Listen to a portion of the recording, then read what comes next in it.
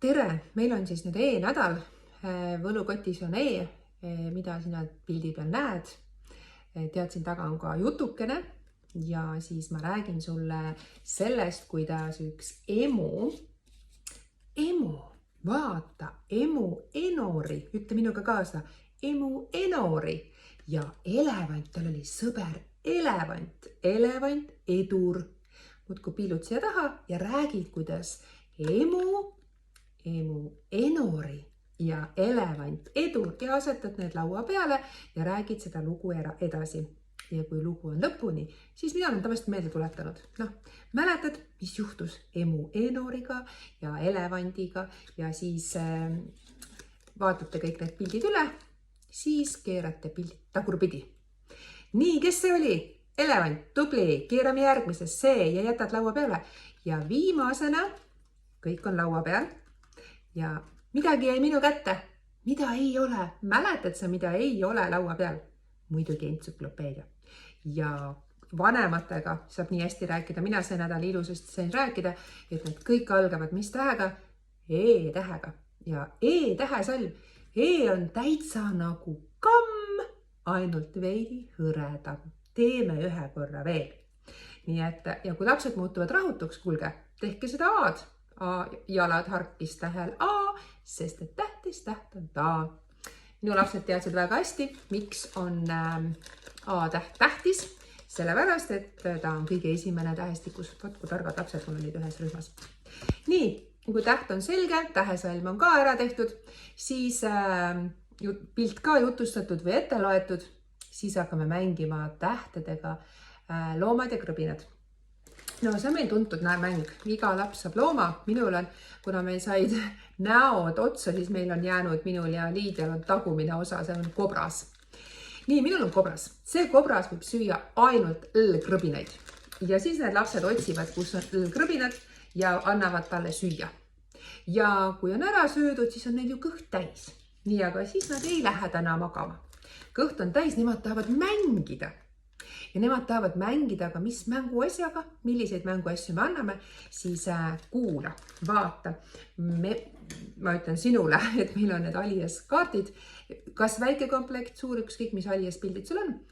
Ma panen need laua peale ja vaatame, kelle loo millega mängima hakkab. Vaata, see on seen, see on sool, see on sõrmus, see on saar, see on uks.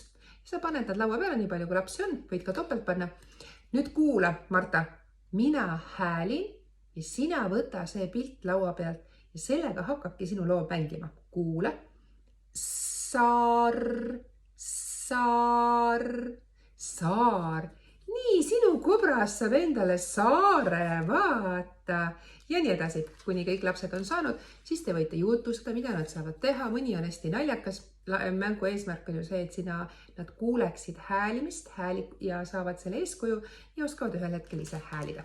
Ehk siis mängime tähtedega ja seejärel kas kingitusega, et nad saavad selle kingituse või siis millega nad mängivad. Mul oli siin pandud plaani kingitus, mis kingituse nad saavad. Nii et väga vahva. Sealt edasi on tähering. Tähering on meil tegelikult tuttav mäng. Ma kohe näitan teile. Ma panin siis, tähering on alus, mis meil on olemas. Ja tähering on siis mul pandud niimoodi, et alguses on kõik tähed siin keskel. Võid panna ka kõik tähed tagurpidi. Ja laps võtab siit keskelt ja vaatab, kus tema pesa on. Ehk siis kõik tähed on keskel tagurpidi. Ja nii, Marta, sinu kord võta kuskilt. Võtab ja vaatab A ja paneb õigesse kohta.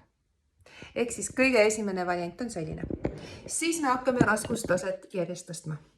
Ja siis meil on olemas sellele ka pildid. Täheringi pildid. Täheringi pildidega mina teeksin siis niimoodi. Täheringi alus on laua keskel. Need tähed on tagurpidi. Ja keegi lastest võtab näiteks S. Sina oled pannud, mina praegu teen sellise ettepaneku, et sa võtad iga hääliku, iga tähega algava. Ehk siis, kui ma näen, et on S, siis ma otsin välja pildi S, kas siis on, siin on vist, no ühesõnaga, kuna ma siis võtan selle, mis mul on näpu vahel. Ehk siis M, maasikas. Panen laua peale. Siis vaatan äike, ja panen selle endale laua keskele. Noh, kus see siis nüüd ei, ma panin ju osad tagurpidi. Nii, kus see Nii, panen siia keskele, keskele. Ehk siis elevant ja ja orav ja oks. 2 sood vist oli küll. Ja mäng ongi. Nii, meil on see Marta täna. Okei. Tähed on kõik seal keskel tagurpidi. Nii, teeme niimoodi, et kõik lapsed võtavad keskelt ühe tähe. Võta enda kätte ja vaata, mis täht see on. Nii, suurepärane. Ja nüüd, laps võttis keskelt tähe. Mul on pildid pandud siia kaugemale. Nii, ja mina võtan ja kui laps ei oska, siis ette anda eeskuju.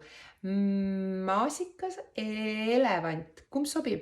Jaa, pane siis nüüd sinna, kus on tema koht ja elevandi paned tagurpidi keskele.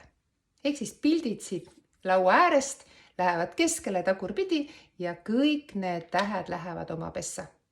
Ja see oli siis nüüd raskem variant. Kui lastele see meeldib ja vanemale rühmale võiks ju meeldida, siis tegelikult saab väga lihtsalt teha nii, et sa võtad kõik need tähepildid, pildikaardid ja laps võtab pildi ja peab leidma tähe. Näiteks sa seda täheringi alust ei kasuta. Sa kasutad ainult kõiki pilte. Laps võtab pildi ja ta peab leidma tähe, millega see algab. Selleks sa võid kasutada hoopis oma seda suurt kogust nii punaseid kui valgeid tähti. Nii et see on siis ilma selle täheringi aluseta lihtsalt pildid ja tähed. Ja selle mängu eesmärk on, et leia esimene täht, millega see sõna algab. Nii, aga lähme edasi. Tähering kõige väiksematel, leia lihtsalt oma pesa, järjest raskemaks läheb. Teine tase on see, et on ümber täheringi pildi aluse on ainult nii palju pilte, kui palju on tähti. Ja kolmas variant mängida on nii, et täheringi alust ei ole, on pildid ja tähed. Ja laps võtab pildi ja leiab, mis tähega pildil olev asi algab. Nii, ja 3-4 rohkem mänge ei olegi. 4-5 tuleb juurde selline mäng nagu kala ja pildiga lugema. Kala on meil tuttav. Kala eesmärk on, kus asub häälik, kas sõna alguses, keskel või lõpus. Ehk siis meil on kala. Jätad väikse vahe sisse ka. Algus, keskel, lõpus. Paned selle laua peale. Ja meil on olemas selline komplekt pildiga lugema, kus tegelikult ongi olemas siis sõnad ja nii hästi on nagu öeldud ka ja ette, ehk siis siin nagu materjalis ära toodud, et kus on sõna alguses, keskel ja lõpus.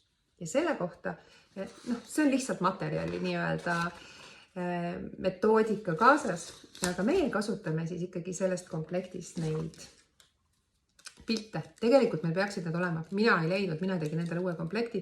Kui sul ei ole, võta Liidiaga ühendust. Nii et Liidia siis kirjuta sinna gruppi, mis on meie lugemislusti õpetajate grupp. Kui sul see ei ole, siis Liidia organiseerib sulle.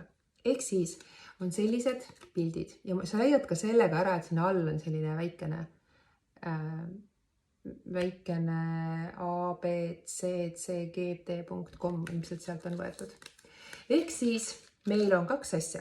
Meil on selle komplekti pildid ja meil on kala.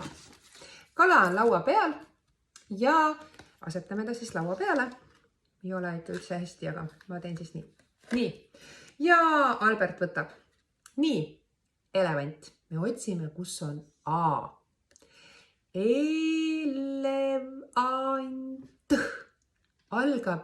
Mis on esimene kuule? Elevant, mis on viimane? Elevant, me jõudsime A-d. Kus siis on A? Järelikult keskel. Paneme siia taha peite. Päris raske sõna esimeseks. Nii, aga võtame näiteks karu. Karu algab kõhiga. U, lõpeb U-ga, kus see A siis on? Aru, A on jälle keskel, paneme peitu. Ja iga laps saab siis on süda. Proovime. Süd, A, kus on A? S on esimene. Üd ei ole A-d. Süd, A on lõpus, läheb siia taha peitu. Ja põhiliselt nii see mäng käibki. Ehk siis laps peab aru saama, kus asub häälik A. Kas alguses, keskel või lõpus. Väikestel võta lihtsamad sõnad, suuremad vanemrühm peab küll kõike tegema. Nii suuri kui väikseid. Ehk siis, aga jälle saate koos teha, kui lapsed ära väsivad, tõuseb püht, tehke seda tähed, jalad harkis tähel A või midagi muud, aga põhiline eesmärk on ikkagi see, et ta pingutab. Minul on see ikkagi, mida ma kogu aeg enda lastele räägin, et kas ma vingun või pingutan. Lapsed tahavad pingutada. Nii, mis mul veel on planeeritud? Lisaks täheringile sõnakaardid jäid mul nüüd tegemata. Aga sõnakaardidega on selline mõte, et kõikidele nende täheringi nendele pildikestele teeme sõnakaardid ka. Mina nüüd ei jõudnud ja ma nüüd lähen ka Eestist korraks ära, aga ma arvan, et me jõuame seda veel teha. Et teeme siis sellel korral, ma panin küll siia sõnakaardid, aga vanem rühm leiab siis lihtsalt esimest tähte. Et sõnakaart ei ole, tagasi tulen teen sõnakaartid, küll me jõuame sõnakaartega kasutada. Ja siis on lisaks pandud õunauss. Õunauss on see mäng, kus on ussid ja õunad. Ja me kallame need sinna põllukotti. Iga laps võtab ja sai sõna, loeb. Äi, kes see äi on? No siis sa räägid, kui nad ei tea. Sina said äi. Järgmine võtab ei pilu. Sai ussi. Sina said ussi. Oota nüüd. Ja kui on igal lapsel on 2 tükki ära, no siis on niimoodi, et mina olen teinud, et kohe, nad ju tahavad kõik hakata kohe korraga sööma ja korraga sättima, siis ma ütlen, kõik panevad oma käed nüüd õlgade peale. Kõik panevad õlgade peale ja krõmpsutama lähevad kollased ussid. Kollane uss läheb, leiab kollase õuna. Krõmps, krõmps, krõmps, krõmps, krõmps.